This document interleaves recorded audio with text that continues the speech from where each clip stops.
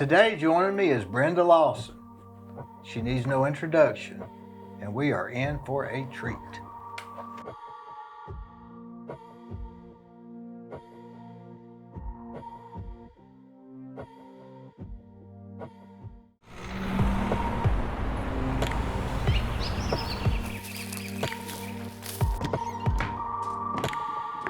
Brenda, I'm so glad you could come. Well, I appreciate you asking me. I really am. It's an honor.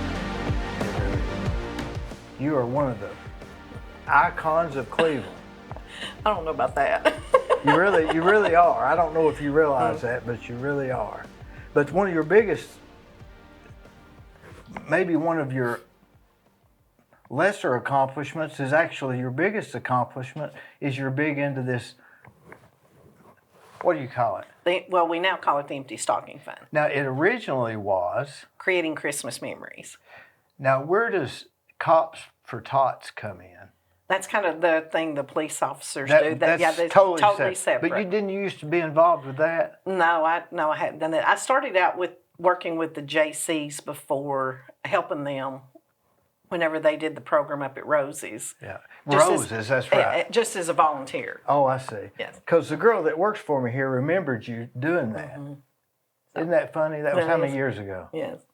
How many years ago would that have been? Oh, that'd been 40 years ago, 35, 40 years ago. Roses. I always liked that store. I did too. They had the queue line at the... There's one in Blue Ridge. Oh, is there still An one? original steel operating Roses. Well, we've been talking about going down there. I'll have to check it out. You have to check it out. You go right through town, go under the underpass, and go down. It's on the left. And it's original, never changed Roses. Wow. It's really interesting. So, how long have you been doing this particular fundraiser? So, I started out. Our family actually started out doing the Creating Christmas Memories, 1995, and then about 6 years ago we merged with the Empty Stocking Fund. Who was doing that? So that was kind of a combination. Time to give you a background. So 75 years ago, Reverend Littlefield started out of the trunk of his car, just going around to neighborhoods on Christmas Day, to places that he felt like needed. And he'd open the trunk of his car, and Steve tells me he got everything from Firestone, Woolworths, some of the stores. Mm-hmm. He would go Christmas Eve after the sales, they were going to close, and that they would give him toys to take to the neighborhoods. And then Christmas Day, he would go and open his trunk and give toys out to kids. And that's 75 years ago. And then Tom and Sandra Rowland started the Empty Stocking Fund, and that was for foster children. And then at one point, they merged with Steve with the Empty Stocking Fund. And then 6 years ago, we merged everything together, which really has been phenomenal. The community has really stepped up and just embraced this Empty Stocking Fund. There's nothing that we do that we could do without what the community has done. What is it, a week-long thing? No. Because in the mornings, I know they do it like for a week. 2 weeks. 2 weeks. We 2 do. weeks. Yes, we do for 2 weeks. Why is significant about 2 weeks? Steve, I don't really know. That's what Steve had kind of always done that with the Empty Stocking Fund program when they had it. And he starts the Monday after. It's always started the Monday after Thanksgiving, and then we go for 2 weeks every morning from 6 a.m. to 9 a.m. And he'll call people. He'll call me. Oh, yeah, he'll call. And he loves to call everybody out on the radio and say, time for you to call in. Yeah. Does they ever get people that they know that when he's calling about that time of year, he's wanting a donation? Oh, I'm sure they know that he's calling. So the one thing we started last year, maybe the year before, I can't remember now, is we started having guest hosts who come in, and they get on the radio and they call out their friends and coworkers, and they raise money. It's a real telethon. It really is. Like a Jerry's Kids sort of thing. Just kind of like that, yes. So, is it matched? Last year they raised how much? We raised around right at $200,000 last year. How do you spread that money? How do you spread it out? Because you got to have, I mean, when that's over, then the work begins, I guess, right? I mean, Yes. how do you distribute it? We actually, the work actually begins before that. So we start in August, right before school, right when school starts, and getting all the packets ready that goes to the schools. Because we have two ways we pick the children. The children are picked by teachers and principals and guidance counselors. We kind of figured out, when I've done the Creating Christmas Memories, that's what I did. Because I figured out there's nobody that knows a child's situation at home better than a teacher or a principal or guidance counselor. They know that child and they know the needs. And so that's kind of the way we started. And so when we merged, we just kind of kept doing that. We also, for the children that's not in school, they can go to Faith Memorial Church and sign up. So we get quite a bit of information from the parents, and they fill out sheets on each child that they have in the home, tells their clothing sizes, their wishes, what kind of toys they may be wanting for Christmas. And so then we send that to the schools in September. Then in about the middle of October, it comes back in, and there's about a 2-week process of us getting everything processed, and then we start shopping. So who's involved in that process? Do you have volunteers? We do. Everything is volunteer based. Like 20 people or 10? Well, back when I had a bigger staff, my staff handled all that. It was kind of okay, get your work done in the morning because all afternoon we're going to work on empty stocking fund. Yeah. Well, I don't have that big of a staff now, so now it is volunteer-based people coming into the office helping us do it. And so we've had 4 or 5 people that's come in and helped us do it this year. Those are unsung heroes too, right? They are unsung heroes. Mm-hmm. Now, how many kids would there be? Well, we're still taking, Faith Memorial will take kids up through next week. So right now we're right a little over 1,300 kids. Golly, that's a lot of kids. That's a lot of kids. And we do not have them all shop for. We go December the 6th and we still have 300 kids plus whatever comes in between now and then to shop for. And the irony of that is we don't wrap, but we have Christmas bags that have drawstrings, and so we put each individual gift in those bags and put their name on them, and then put them back in a clear bag to take over to the school for the parents to pick up. So there's about 1,300 kids. Right now, yes. So will they get one present or 2, or is it all different? We try to get, depending on what they ask for, anywhere from 4 to 6 presents. So you take 1,300 kids times 4 to 6 presents, putting them in Christmas bags. You got to have a lot of volunteers. That's 9,600 pieces. Exactly. Right? Yes. Golly. And the community's phenomenal. Our high school students are phenomenal. The groups, we've had groups from Cleveland High, we've had groups from Walker Valley, groups from Bradley that come to my office. They'll bus them up there, and they come in and spend the afternoon, and then we've had businesses that people have come from the businesses and done that. So it's, like I said, it's a community effort. The community has bought in, and we couldn't do it without the community. Where do they wrap them at? At my office.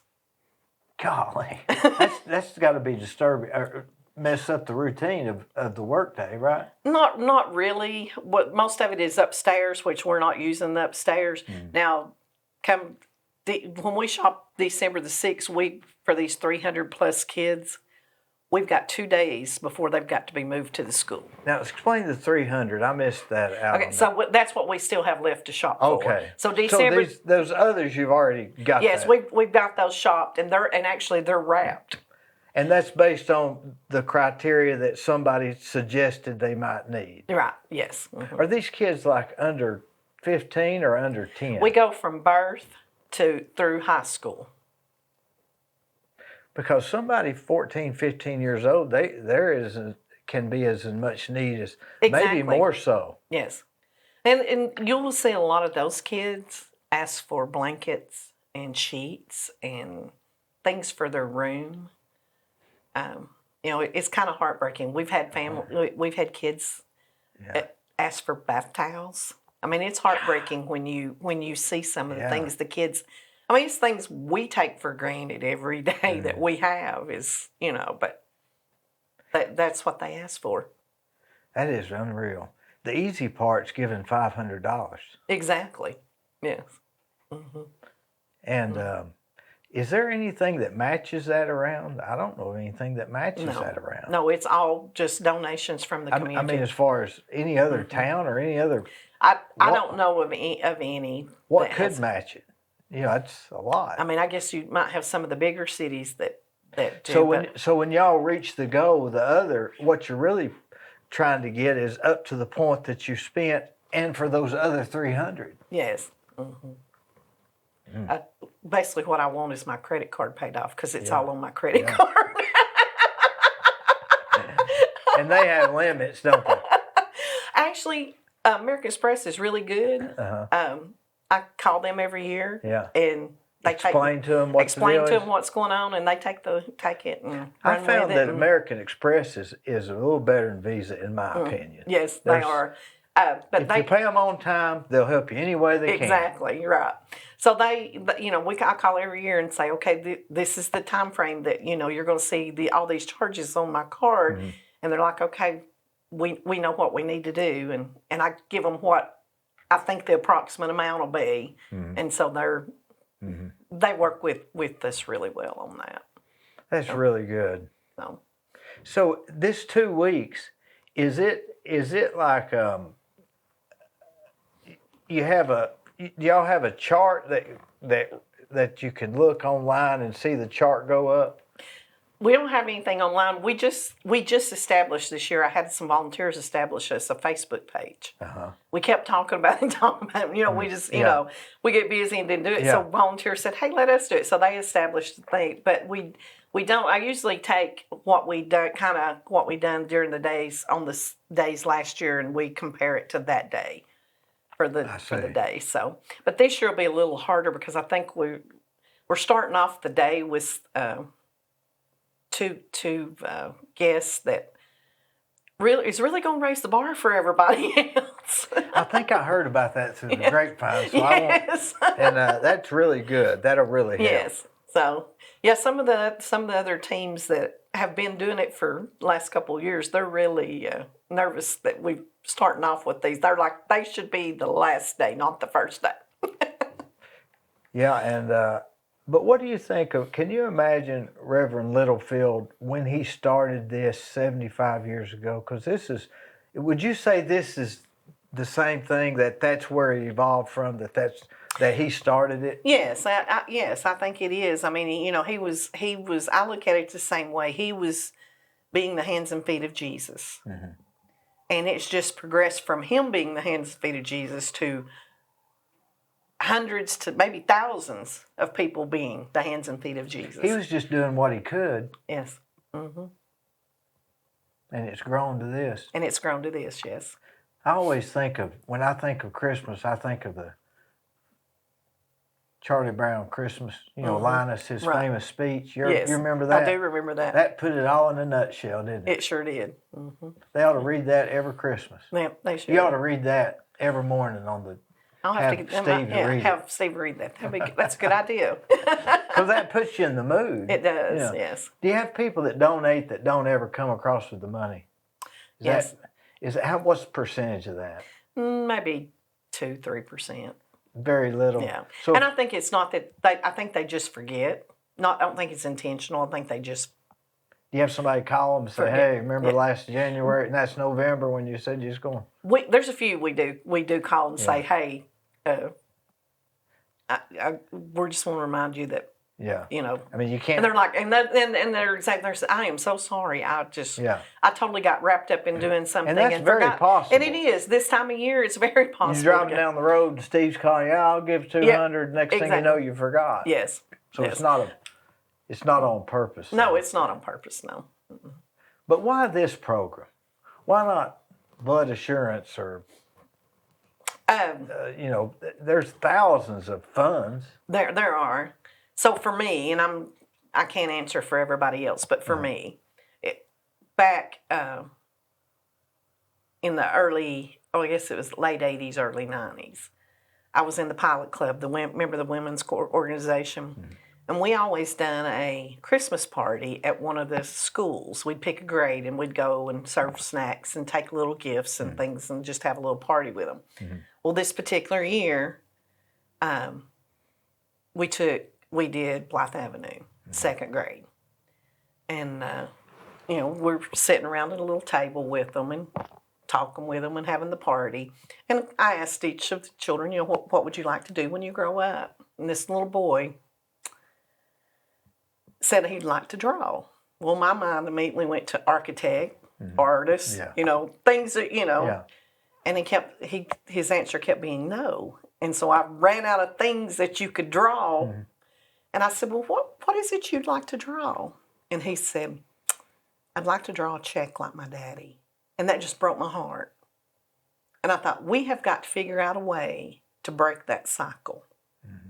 And so Christmas is my favorite time of year. And like I said, when we volunteered with the JCs, well, the JCs kind of started disbanding, and that program wasn't going to be happening anymore. And so I worked with some of the people, and they were like, you've got a better idea of this, so why don't you take this program over?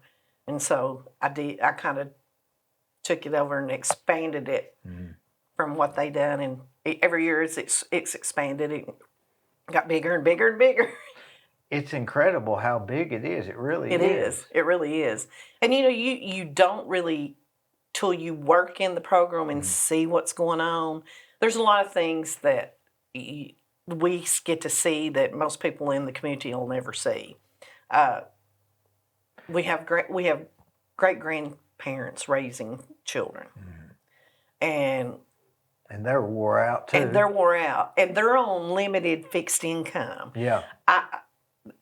I tell this story that there was a great grandmother, and she was raising six great grandchildren. And she's on SSI. Well, that SSI didn't even cover the utility bills. Well, that'd be $300 a month or something. I mean, well, it's a little more than that, but still not enough to feed and clothe and provide even what those kids need. And we take for granted that that's not out in our community. It's here. It's in this community. It's almost like it's not just giving them toys necessarily, but I'd say a lot of it is needed stuff, right? Yes, there's a lot that they'll say. You're not giving them a Game Boy or something like that. No, we actually, we used to buy box. We don't buy box anymore because the prices got so. We can't even afford the box. Yeah. And we tell them, we won't buy a Game Boy or iPads or anything, because first of all, they get nothing else. Yeah. So we want them to get as much as they possibly can get for Christmas, and provide what the need is too. And there's a lot of times they'll say, my child really needs a coat. My child really needs shoes. I had a little boy last year that, as was going through the paperwork, it kind of caught my eye, but I didn't really pay attention to it. And he had wrote something that he really wanted in the right-hand corner of his paper. He had wrote it. You could tell it was the child's handwriting. Yeah. Excuse me. I woke up one night with that on my heart. It's like, I wished I'd paid attention to who this child was. Because you didn't know who. Because I didn't even have a clue who he was, because we're going through the paperwork. Yeah. Didn't even remember what school it was. Yeah. Well, this weighed on my heart for about a week, and I thought, okay, I have got to find that child's paper. So we stopped there at the office one day, and I said, okay, we're going through this paperwork. I have got to find this child. And I went through it. The other lady at the office went through it. We couldn't find it. I went back through it and couldn't find it. And I'm like, I cannot believe I did not write that down. Well, I had my stepdaughter and her husband came. They said, let us look. Well, they found it. And so what he had written in the corner was, what I really want for Christmas is a suit to wear to church. And I thought, we'd already shopped for this kid. But I thought, this kid, he's getting a suit. He's getting a suit. He's getting a suit because that's what he really, really wanted. Because he, Mom had filled out the paperwork, but he had written that in the corner. So we bought him a suit, and I had somebody volunteer to buy him shoes and everything. And so we just took it to the school and said, don't make a big deal about it, where it came from. Just send it home. I'll be honest with you, I couldn't take it. There's days there's days you will sit and you will cry just reading some of the stuff that they write in on there. Boy, no, you got to just be tough somehow. You're not tough. You sit there and you have your tears and you have your. I mean, you give them everything. Mm-hmm. This doesn't relate, but it does in a sense. My kids were playing football at the one of the industrial parks or something, and I came late, and there were some kids out by the fence, and I was passing them, and one of them looked at me, and I guess he was, 8, and said, "We're having hot dogs for supper tonight." And I never will forget that. I thought to myself, why was that significant to him? Mm-hmm. Why did he tell me? Right. That had to be a similar situation. Exactly. That was a big deal. Well, what it went through my mind is they'd said, don't go to the concession stand. We're having hot dogs at home tonight. Mm-hmm. That's what my mind read. Does that make sense? It does, but probably to him, they probably didn't get hot dogs quite often, and that was a big deal. And so he wasn't going to the concession stand. Mm-hmm. So then later on that night, I was at the concession stand, and he was walking by. And I said, "Hey, do you want a hot dog?" And I thought, oh, my goodness, they'll think I'm some kind of a pedophile. Scared me to death, because why would I be telling that kid?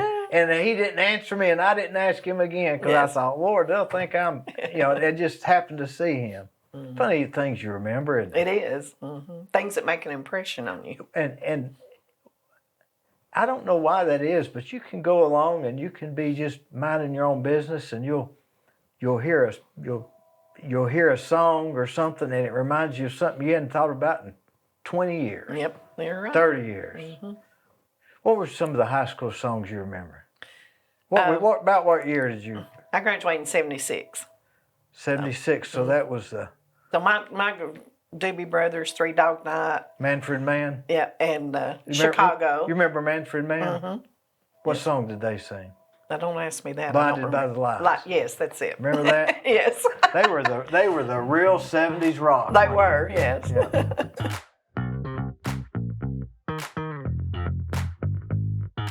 Let me tell you about Capstar Bank. They're located in Nashville, Hendersonville, Gallatin, Athens, Madisonville, Sweetwater, Etowah, and in Cleveland at 950 25th Street and 3855 North Ocoee Street. I've used them. I like them. Give them a try. They're no problem.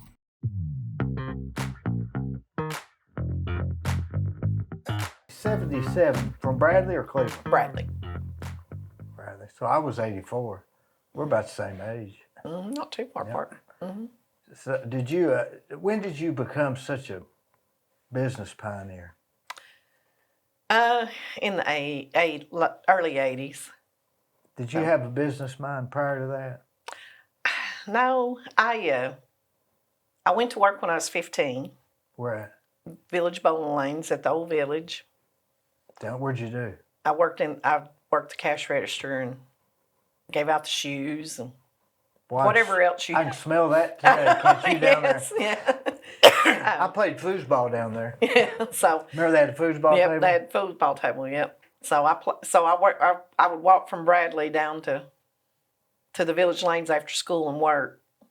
Did you remember Kenneth Pippinger? I did. He always wore a hat. Whatever happened to him? I don't know. He used to go to my church, and I remember he bowled forever. Mm-hmm. I hadn't thought of him since I was 15. Yep. So then when I graduated, I went to work for the Cleveland Daily Banner.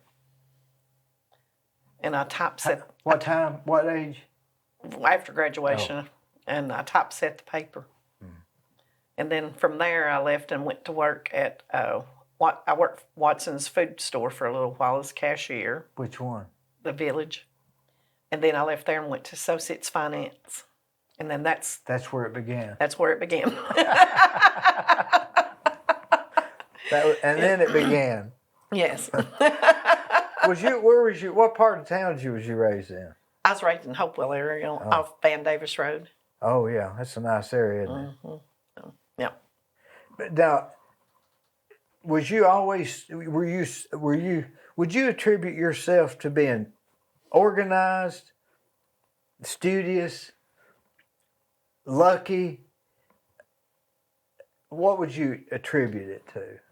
To God's grace. Period. I agree with you. Mm-hmm. But in using His grace, what did He give you? What talent did He give you? Really, to work hard. I didn't go to college, so.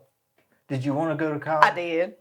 I did, and I actually started at Cleveland State, but then we started a business and trying to go to college and doing that. It was like, so I've got to make a choice what I'm going to do. So I chose to go that route. And when you're in college and working, it's hard to stay in college because you get to thinking, how is this going to help me? Yeah. So anyway, but. Do you remember? Did you like working at the Village Bowling Lanes? Was that some of the happy times? It was. It was fun. You had all the leagues that bowled and stuff, and there was some really good people who bowled in those leagues. And, they had pinball. Mm-hmm. And the lockers. Remember, the lockers. And they had a restaurant in there. They did. I was going to say they had a restaurant. Now that's the one part I didn't like about it. One night the people called in that didn't come into work, and so we were having to do the restaurant and do the grilled cheese, everything. I didn't care for that too much. I never was a big bowler. Was you? I bowled some, but not a lot. Those guys take it serious. They'll hold their hand over that thing. Mm-hmm. They'll hold it and study the. Yep. Like what are they studying? It's just right there. But yeah, they took it serious, and you had to, Thelma McKinney and. Frankie, I can't remember Frankie's last name. They really took, she was the manager of the bowling alley, and they really took it serious. I guess I was too young. I remember the bowling alley. I remember playing foosball, playing pinball, mm-hmm. And I remember the Swiss alley. They had mm-hmm. the Swiss alley. Mm-hmm. Yeah, I was down there today. I got my hair cut at that Swiss alley. Mm-hmm. Yeah, you had Woolworths down there. Woolworths, and I sold grits, newspapers. You stand there and mm-hmm. hand grit the grits. Paper. Nobody read that stuff. You couldn't give them away.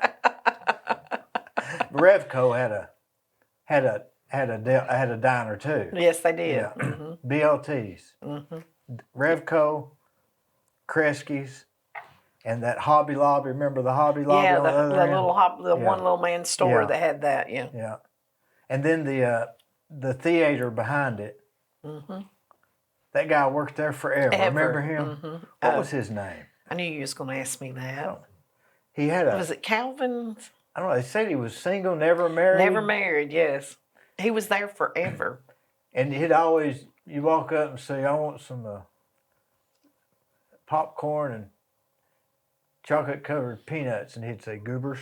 Always embarrassed me. But I don't know whatever happened to him, but he'd always kind of eat some of the popcorn too. Mm-hmm. Yeah. Yes. Those were good times. They were good times. The teenagers today don't realize it. That the good times we had back then. I was telling somebody the other day, I said nobody would do that. You'd not do it now, but we lived on Van Davis Road, which No Pone goes this way and Van Davis goes this way before you get to Vassey's. Yeah. We used to walk from there to the store out at Hopewell School. Golly, which one?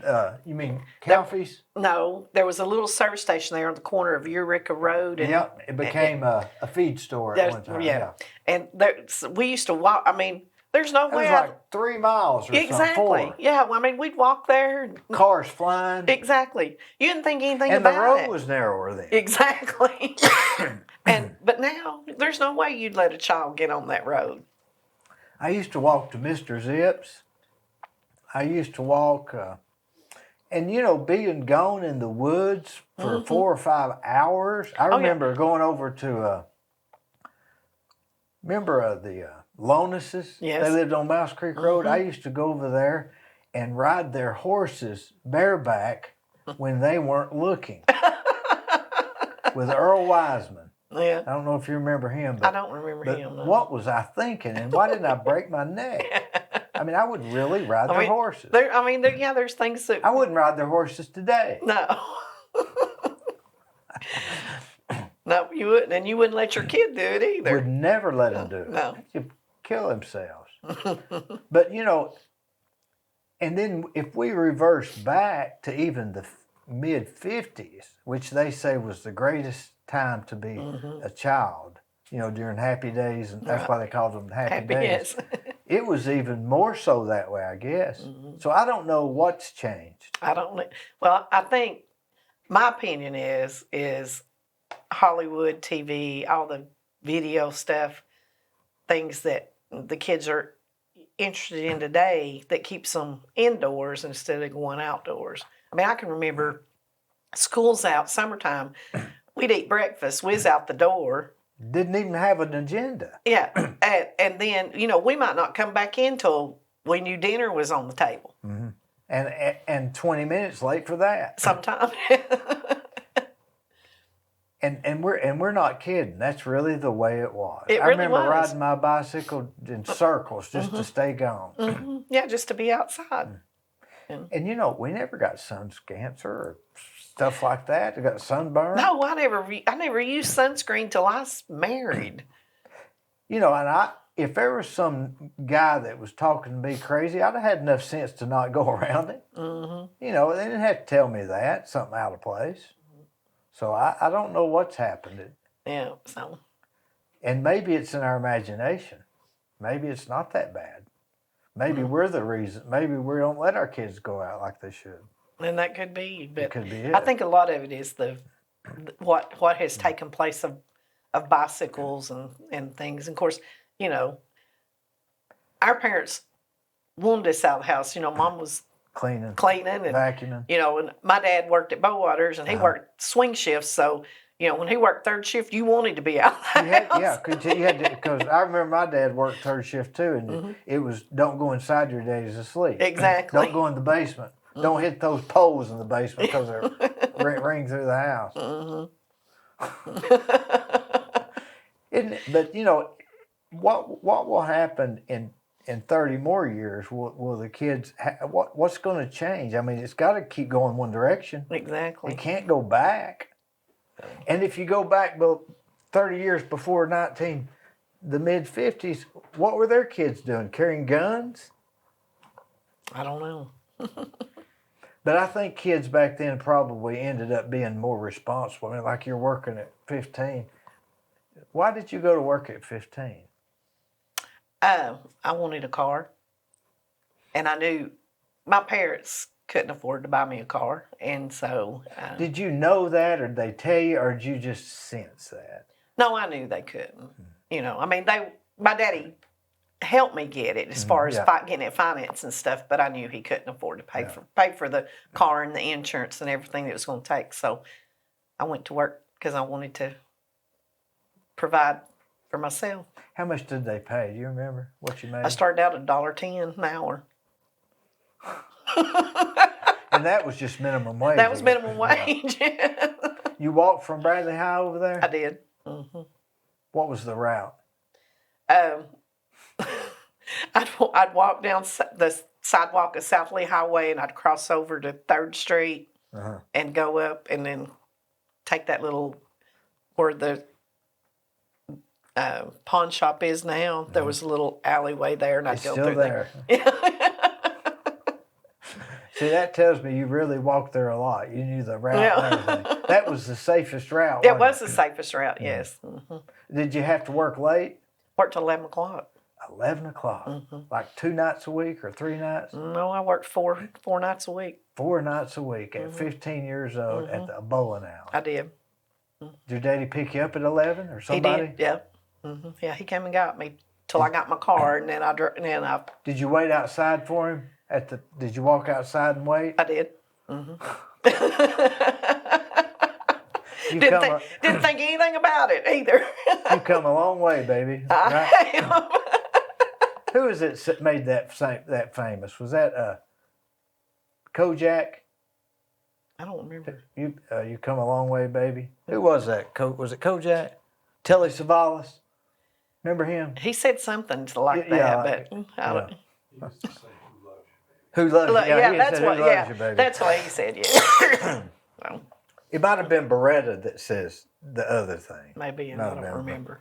But it's funny how things change. But you have really come a long way. Yes, I have.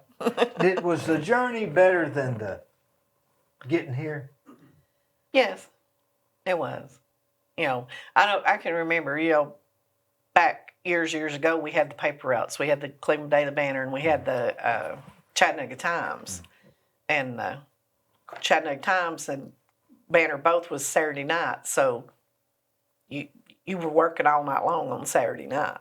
And, I can remember our friends calling and saying, hey, let's go do this. And I'm like, got to work. And they're like, man, why do you work all the time? Well, that's part of what we want to do to get ahead. What time would you start? Would you have to do those newspapers? So we'd start, we'd always do the Cleveland Daily Banner first, depending on what time it come off Saturdays? the press. What time it came off the press. Usually it's anywhere from 10 to 11. And then once we finished that, then we'd go down to the village. The Times dropped everything off the village, and we'd go down there and pick up the papers. And when did you start the route? After you picked up the Cleveland Banner, or did you wait till you got them all? No, we did the Cleveland Banner first, and then we'd go pick the papers up for the Chattanooga Times and then do that route. So that was an all-day thing. All night. We'd finish about 7, 8 o'clock in the morning, Sunday morning. Was it real tiring? Sometimes. And you had especially if the banner was press tore up and it was running late. And, you had to make up time. You had to fold them, put the rubber band around them? Yeah, I could fold them, put the rubber band around them. I could do it all. You had the rubber bands on your sleeve? I did. What about the days when it was raining? You put them in a bag? Put them in a bag. What if you thought, it's probably not going to rain, let's skip the bags? We didn't do that. It's just too risky, right? It was. Somebody's going to get mad. Yep. If there was a possibility you want to of get rain. Paid. If there's a possibility of a rain, you had to put it. Yeah, exactly. Who collected the route money? Do you have to collect that yourself? Well, the Times you didn't really, because most of the people there, paid the Times. But the Banner, one of the routes it was door to door. So you had to go pick up the paper, fold it, put a rubber band around it, maybe a piece of plastic, deliver it to them, and collect the money. Yeah, if they didn't pay you, you went knocking on the doors. Boy, that was a lot. If somebody that doesn't pay a paper boy needs to be in trouble, don't they? No. You always wanted to go on. You always wanted to go early Saturday morning to do your collections. Why early? Because if they go out on Saturday night, they're going to spend that money. Yeah. And you got to have the money. I mean, you're buying gas and everything else. Yep. So, but when they said, and I can hear people saying, "Hey, how about going to this party? Oh, we got to do it. Why are you doing that?" And do you look back now and say, "Here's why I did it," or what did possess you to work that hard? Just wanting to better myself, and we relied on my paycheck to live on, and we tried to take that money and invest it. And so we started buying up older houses and renting them out. But it was a process of trying to get. It was just to get ahead. Just to get ahead. Mm-hmm. For what reason? Was it security or? Probably in the beginning, it probably was security, but then just fear, yes, just Fear is a big motivator. It is a big motivator. Not, just, I don't want to say not living like our parents lived, but just wanting to be better at things. To be able, when we had kids, be able to give them. My parents always gave me. I never. I will say I never went without what I needed. Yeah. They always gave me what I needed. But just, did you have a sense that they were sacrificing to just do that? There's times, yes, Yeah. I think, there's times That sticks I think with so. people, doesn't it? Yes, it does. Mm-hmm.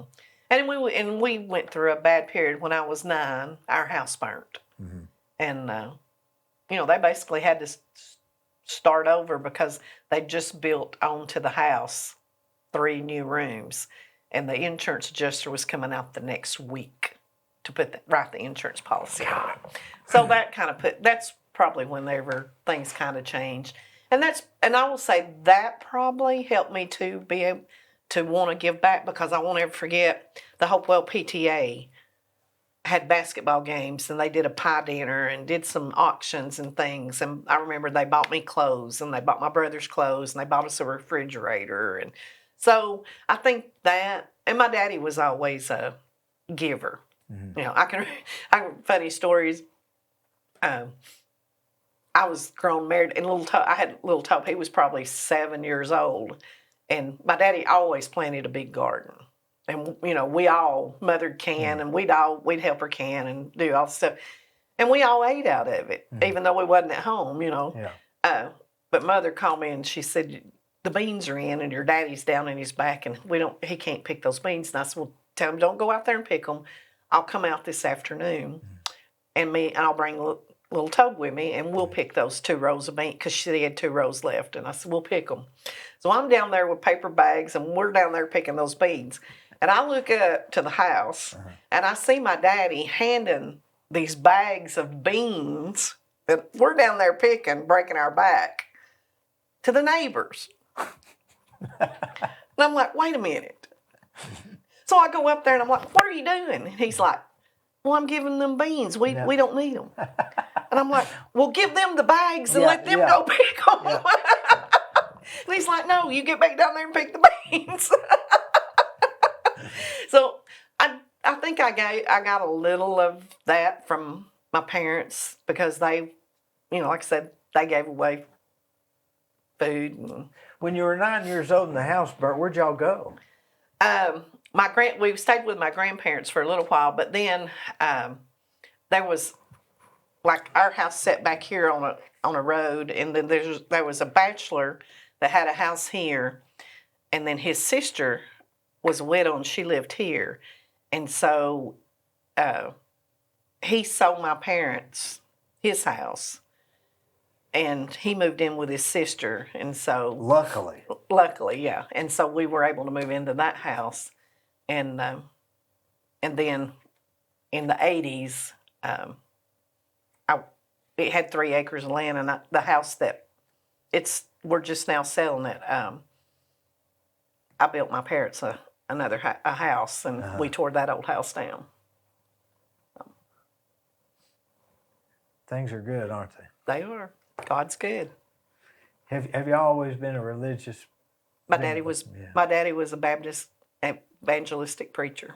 Did he travel some? He just around local churches fill in and stuff. Circuits. Yeah, he just fill in or go guest preach. He never wanted to pastor, but he was. Was it Southern Baptist? There's all kinds of sects of that. Southern Baptist. I call it the Pentecostal Baptist. Yeah, they're a little more holy rollers, a little more handshaking. Back in when I grew up, we had the preachers that I don't know if they taught this or what, but when they preach, they go they gasp for yeah. Why do they do that? Gasp I don't know. There's a guy on Sunday morning that still does that. I know, but my daddy did that, and I'd say, Daddy, I would tell him sometimes, I'd say, you lost me today when the sermon, because all I could focus on was you doing that. Why was it they did that? I don't know. I never did know. But they all did it, and it'd scare you to death, wouldn't it? They would. Oh, listen, I could tell you stories of things. There's a preacher, I can remember revivals. My daddy always sat on the left-hand side front row. Yeah. And I can remember during revivals and stuff, my poor old daddy's jaws got wrung by preachers. And I seen a preacher one night walk the benches as he was preaching. Now, that was scary. When you say walk the benches, you I mean mean, they walk literally- like this. They said Yeah. T.L. Larry used to do that. Yes, that literally scared Yeah. me to death whenever I saw that. I was like, I believe that's, and you know that they got that from their parents. mm-hmm. We're a lot calmer now. Oh, Aren't we? yes. I don't know if it has to be all that way, do you? Yeah. No. But I mean, that's, that was the, He was the Bible, what they call them, Bible thumping yes, he was. Mhm. preachers. Yeah. How about your mother? She was very religious, but she was real quiet. Reserved? Mm-hmm. Very reserved. Well, you got a brother? I have 2 brothers. Well, so in this business world, still, you haven't told me exactly. I know you say God's grace, but there's got to have some talents that He gave you that make you this successful. Is it organization? Well, is it people skills? Is it? I think it's a little people skills. I learned early on the best way to if you want to look good, is hire the people that can do the job and let them do the job. Try not to intermingle. Yes. If they're performing and they're getting the job done, it might not be the way I do it, but as long as the work's getting done, let them do it how it fits. But you're only as good as you surround yourself with people. I was putting a tub in one time, one of these big garden tubs, and they should have put it in this way or that way. And one of the guys came up to me that I listened to, he said, Dee, he said, half the people would want it this way and half the people would want it that way, but it's in this way and we need to leave it. And that made a lot of sense. It was still in. Right. So my opinion wasn't necessarily, you can get, what's that old saying, you can get, precision is the forerunner of, precision is the killer of profit, something like that. Yeah. I think that's what that's what you're saying. Yeah. You let them do it and use their own discretion. Right. I was never a micromanager. Never. Never. Mm-mm. I just, I didn't like to be micromanaged, and so I guess I just, but I would say, besides God's grace, my employees or our employees is, I have to give them the credit. Can you pick out a good employee without looking at the resume? I will tell you, I didn't so much go with the resume as I went with my gut. And the few times I didn't go with my gut, I got burnt. And the other times you was good. It turned out good. Turned out good. What in your gut tells you that it's going to be a good employee?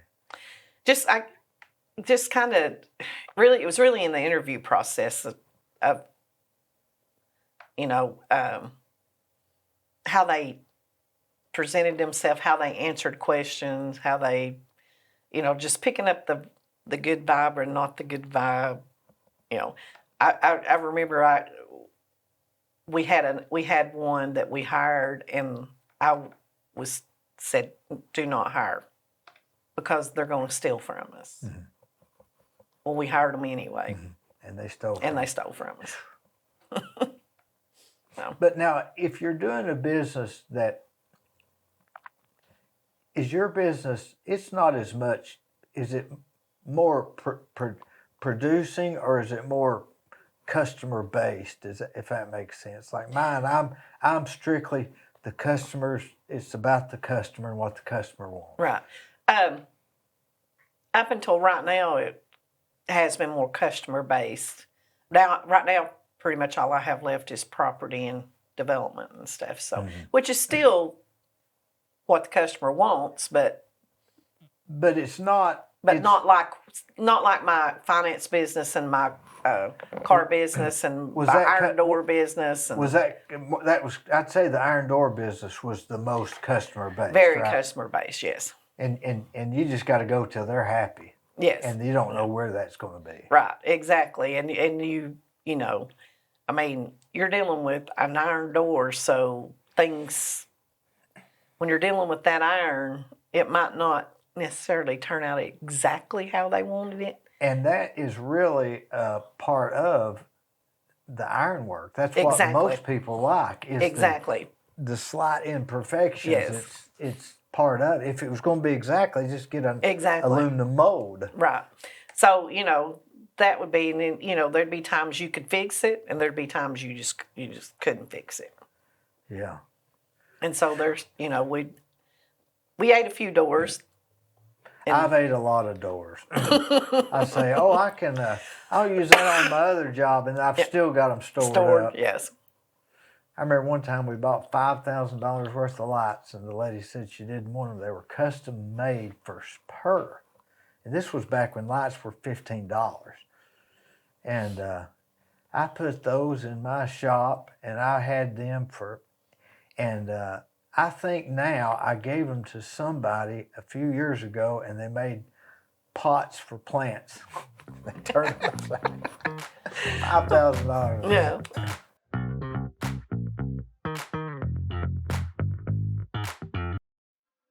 On the courthouse square at 30 2nd Street is the law firm of Logan Thompson Law.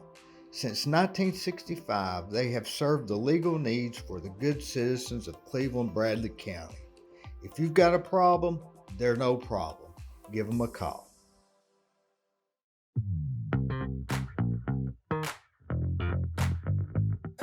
But why the iron door business? Isn't that sort of an unusual thing for It was. your background? It was actually, that wasn't my idea. I started out. It started out as an investment. Is what it started out as, but very quickly realized my investment was going to go south if I didn't step in, and so I had to step in and take over. Did it turn out okay? Yeah, we sold it. Yeah. So, but I'm still not sure that your skills are just in hiring the right people. Well, my probably the biggest, my background that I was the most comfortable in was in the finance business. Yeah, but I'm saying there's something else there that makes you successful in these things. Well- Because now you've not only been successful in the garage door and the finance and the newspaper business, but now you're doing this fundraiser that it's trumping other things. But that's not. But it's not just me. No, but there's a commonality. You're common in these things. Yeah. So, and I guess if I had to say one thing, it's I'm not afraid to work hard. I'm not afraid to get out there and do what needs to be done to make it happen. Are you real organized during the day? I used to be more organized than I am now. So, but I am I like when I start something, I do like to finish it. Do you write it out? Mm-hmm. Yeah. Just kind of, okay, here's the plan? Yes. Mm-hmm. Where'd you learn that? Just trial and error. In other words, you didn't learn it in high school to write it down. You decided that in order to get this done, I need to write it down. Yeah. Yes. I need to stay focused. I'm trying to figure out how to say this without sounding bad. No, go ahead, we're on. So I learned early on that if things were going to go the way they needed to do, I was married to somebody that didn't want to follow the rules and the things. Wanted to let's just do it ever how we need to do it and just be done with it. Which is a method. Is a method. Yeah. But you can't always follow that method. So I had to learn early on to be very detailed and very focused. So you were the counterweight to that. Yes. And that works good, doesn't it? It does. See, I follow the rules. Yeah. But I've got a pretty good, I'm a pretty good detector of the rules that you don't have to follow. Right, exactly. You can tell the difference. I can tell the difference, and I can tell when it's beginning to not be a difference, and I can ease over there. Mm-hmm. But I think maybe necessity is where people end up with their skills. If they need to get organized, Right. if they had to be organized, if they had to be this way or that way, then that's the skills they end up with. And people think they're born with that skill, and maybe they just acquired that skill because they had to. Right. And maybe fear is what caused them to start the whole process. I don't know. But on WCLE, you like their new building? I do. Were you doing it at the old building? Yes. Where you had to go downstairs? Yes. And we're all crammed in a little room. Yeah. Yes.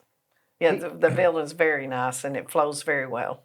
Steve does a good job. He does. His wife is really smart. She is. Do you think that they have how many people listen to that in the mornings, you think? I don't know how to tell. I don't know either. I'm sure he has the figures, but I don't know There's about some way they tell, I guess. For us to raise the kind of money we raise, he has to have a lot of He's got to viewers. have a lot. I listen to him every morning, you know, when I'm leaving the house. And Dwayne does a great job. He does a great job. Yeah, Dwayne, whatever he does, you can just forget it. He'll take care of it, can't Exactly. Yes, he will. you? No matter what he does. I'd hate for him to get a contractor's license. Yeah, he's really good, and he's really good with the empty stocking fund. He really. It doesn't matter what he does. No. It's irrelevant. It's irrelevant. It is. He's going to be the best there is. Yes, he's really good. But what about? Do you think that you're going to get into another business, or are you going to?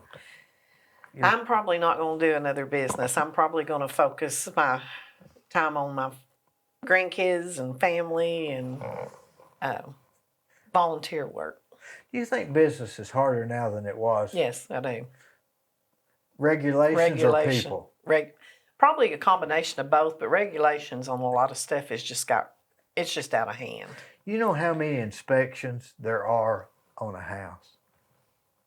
There's no A telling. potential, depending on if you have gas, electric, sewer, if you have all those things, 23. When I first started, you had Ralph York inspect your footing. And that was, That's it. and you had the electrical guy inspect electrical, and they were really not connected because one was a state thing and one was a local thing. Right. And if after he had inspected several of you, you might could pour the next one if he was running late or something, or take a picture. Now there's 23. Do you realize that that's 20? You can't insulate and wire.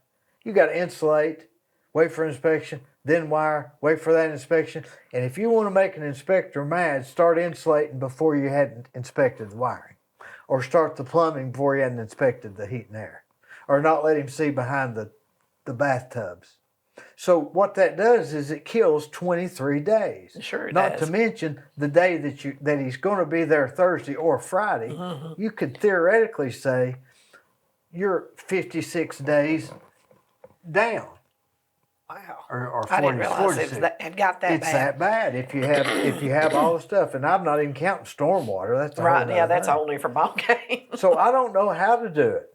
I don't know. I've just about got to quit because I can't. You can't, and you can't call them. You have to email them. Do you think it's the environmental stuff that's got all that so many? I think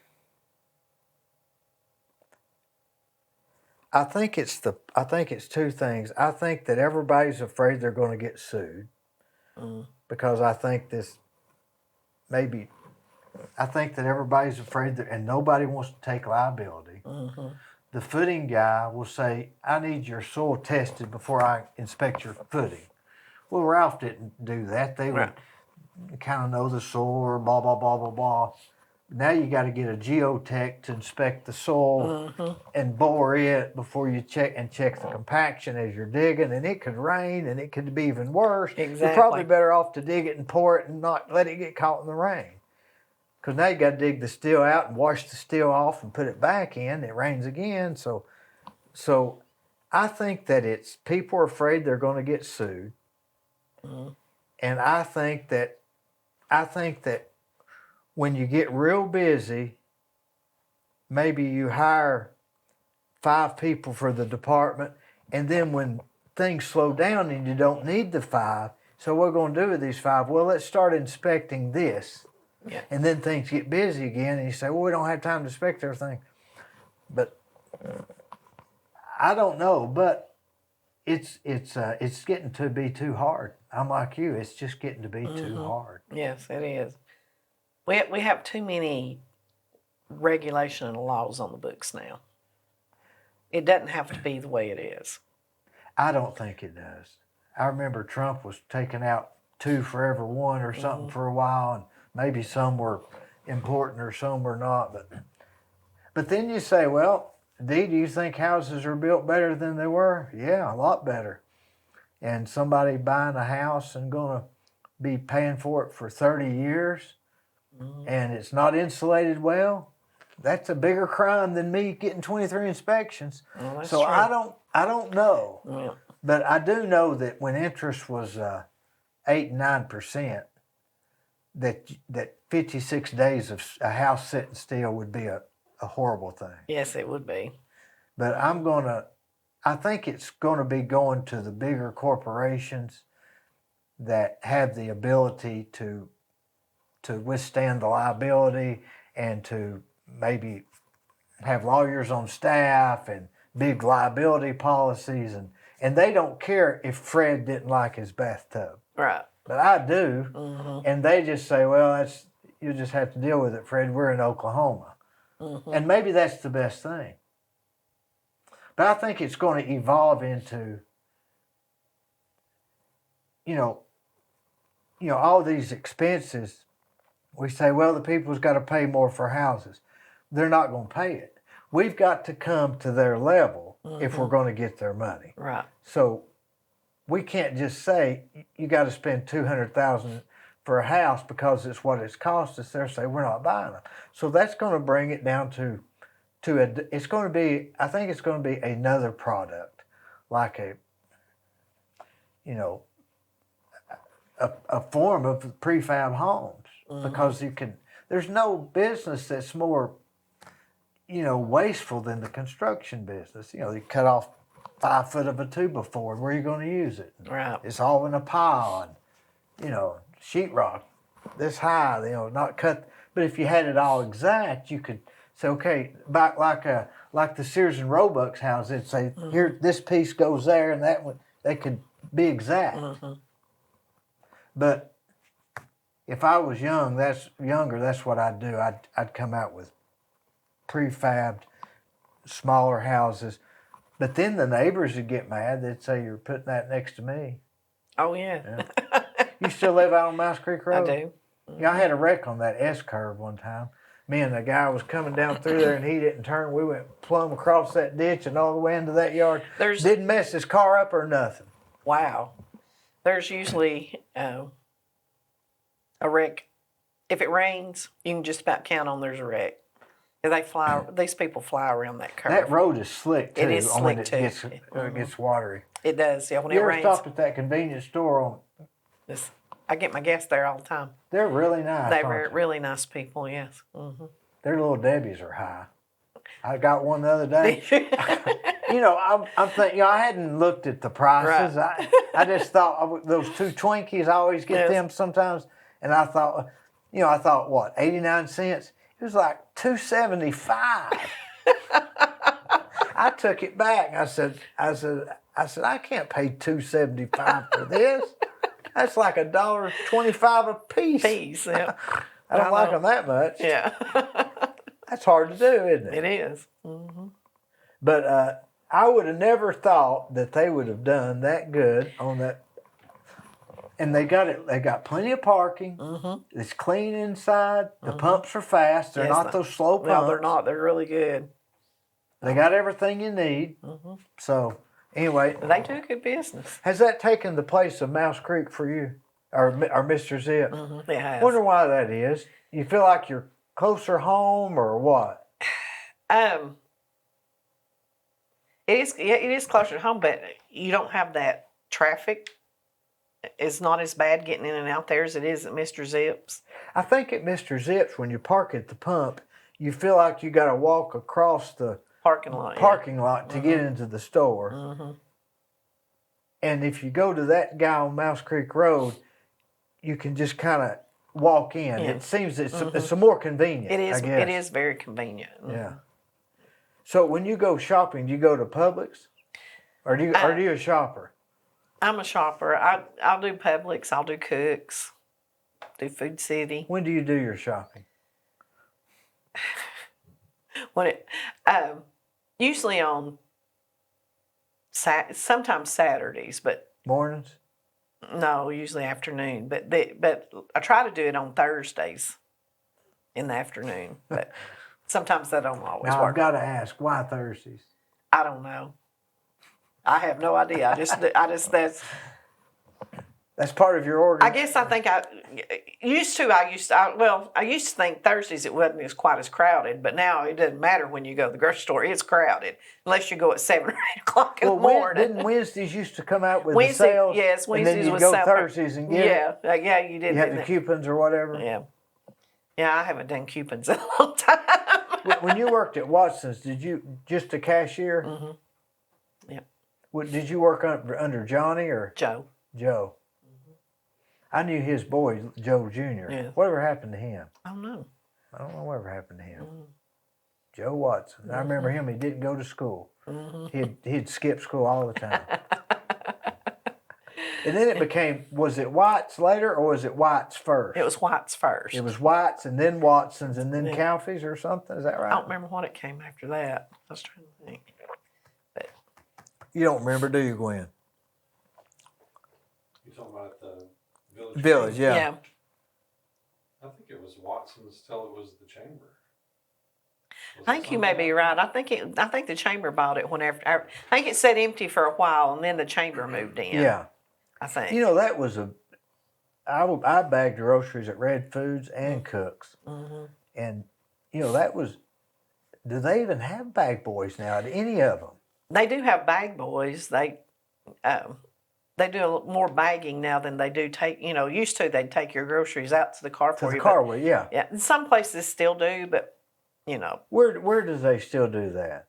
sometimes Cooks will do that. I hadn't. That was a real job back in the It day. was. Bagging groceries, because you'd make a lot of tips and. You would, and you had to be careful how you had to think about how you bagged them it too. was an art. It was an art. Mm-hmm. You know, when I was at Cook's, I was going back to what you said earlier. I worked for Clyde Haney. He was the produce guy, Mm-hmm. and his daughter works at the Baskin Robbins across the street. She's still there. She's Yes. been there All these years, yes. And so I had moved up to the assistant, to Clyde's assistant. So I wasn't really anybody, but I called it the assistant to the assistant. And so one Saturday morning, or Clyde, he always left on Saturdays at noon, and I was in charge the rest of the day. And I said, Clyde, I've wrote out here what I'm going to do, and I'm going to clean the counters. And I had this big list, and he had to always talk with a cigarette in his mouth, and he said, Dee, we've hired you and your discretion. Just use it. That goes back to what you were saying. Yes. Mm-hmm. He hired me and my discretion. Yes. And I need to use it. In other words, you're doing wrong by even asking. No. I always remembered that. And then I once, that was when they closed Saturday nights. Oh, mm-hmm. And I had to take all the peaches and put them in the freezer so they wouldn't go bad on Sunday, because they was closed Sunday. And I forgot one Saturday night. So they came in Monday and said, you forgot to put the peaches up. And I said, well, I'm turning in my 2-week notice. They made me mad because it's that crazy stuff I remember. Why didn't I just stay? That's when I went to Red Food. Yeah. So what else do you see for the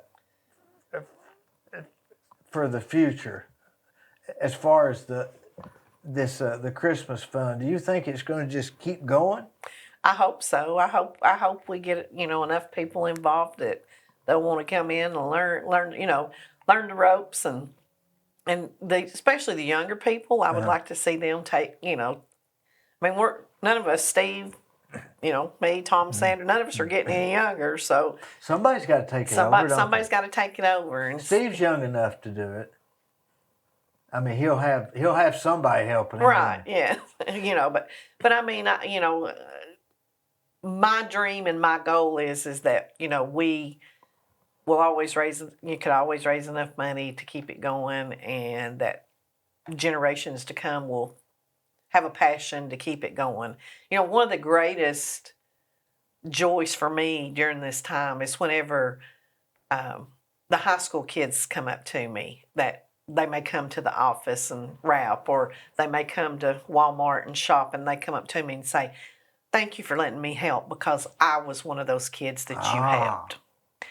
And to me, that's what it's all about. Is we're teaching that generation That's to what's give going to back. sustain it. Yes. Mm-hmm. It's self-sustaining. Mm-hmm. And we have a lot of kids that have been helped over the 75, 30, especially last 30 years that come in, and they're adults, and they'll tell you, "I was one of those children you helped." And that's just so rewarding to know that they get it. They understand that they need to give back. And think about it from another angle. You're a single mother, or you're a father, or your house is burned, this or that.